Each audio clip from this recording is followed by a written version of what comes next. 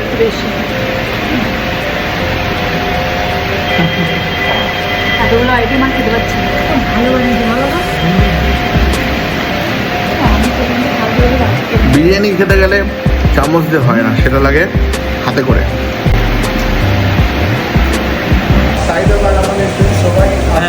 খাবার খুব ভালো, আমাদের তো ভালো করে খাওয়ানোর জন্য ধন্যবাদ। বলে একটা আছে না, আচ্ছা, হ্যাঁ হ্যাঁ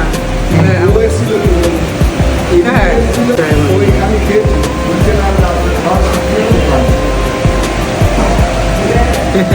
এখন আমরা আছি একটা জায়গায়, সেটা হচ্ছে ব্রিজ।